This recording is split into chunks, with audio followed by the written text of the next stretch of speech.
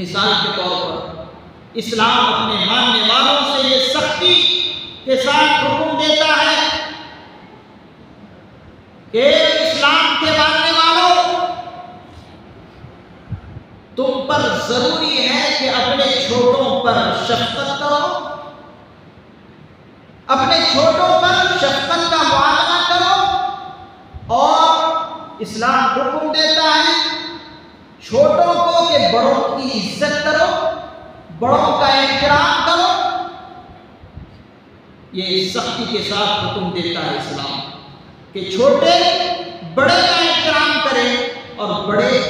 چھوٹوں پر شفقت کا معاملہ کریں۔ اسی طریقے سے اسلام اپنے ماننے والوں کو حکم دیتا ہے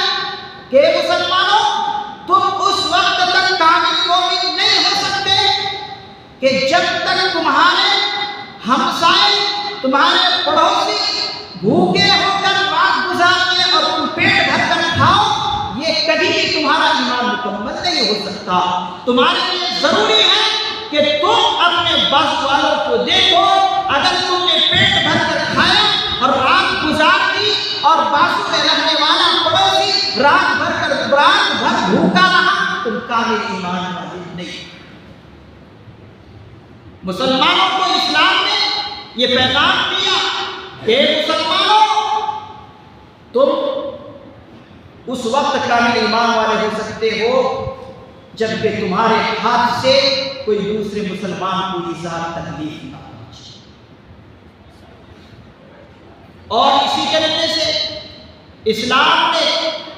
اسلام کے ماننے والوں کو حکم دیا کہ دیکھو، تم اسی وقت کامل اور مکمل ایمان والے کہلا سکتے جب تک کہ تم کسی کی خیانت نہ کرو، کسی کو ستاؤ نہ، کسی کو ظلم نہ کرو، کسی پر ہتھیار نہ کرو،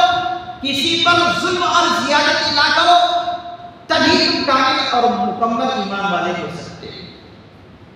یہ دیکھیے، یہ اتنے سارے پوائنٹ اسلام نے اپنے ماننے والوں کو دیا ہے